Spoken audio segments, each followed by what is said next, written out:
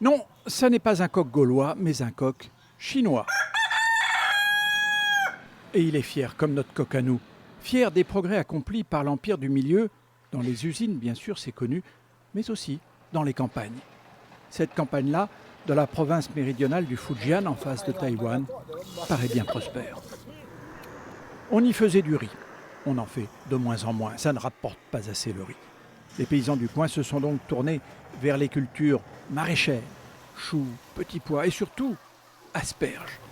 Ah, de l'or en tige les asperges. C'est beaucoup de travail, mais ça pousse tout le temps et ça rapporte gros.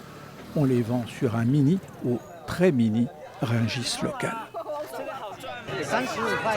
Le prix varie en ce moment, mais avec la nouvelle année, il est au plus haut. 1 euro le kilo, ça nous permet de faire plus de 1 500 € par mois. Oui, c'est d'un bon rapport, les asperges, surtout lorsqu'on sait que les surfaces allouées à chacun sont minuscules, quelques centaines de mètres carrés par personne.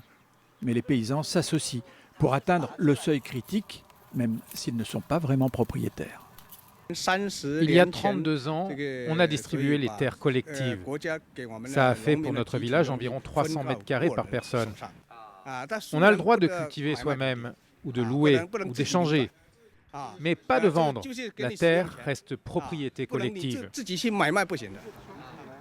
Dures au travail et âpres au gain, les femmes du Fujian ont trouvé un moyen d'arrondir leur fin de mois.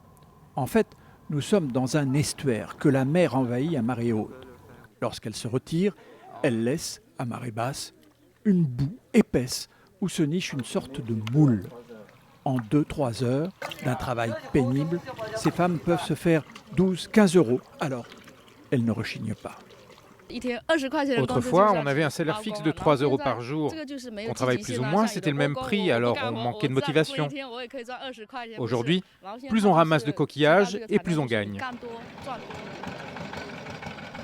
Non seulement elles ramassent ces coquillages, mais elles se les coltinent aussi. Chacun de ces cajots pèse une cinquantaine de kilos.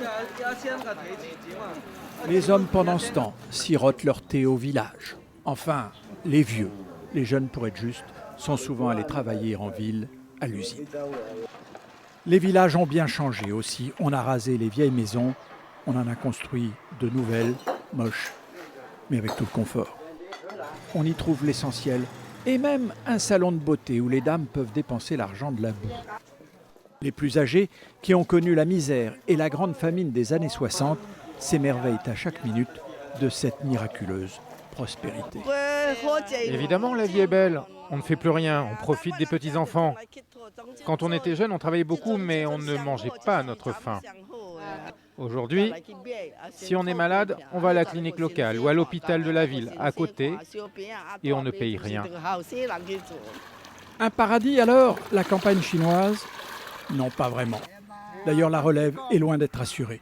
Le rêve de tout paysan chinois est que ses enfants fassent autre chose que le dur labeur de la terre.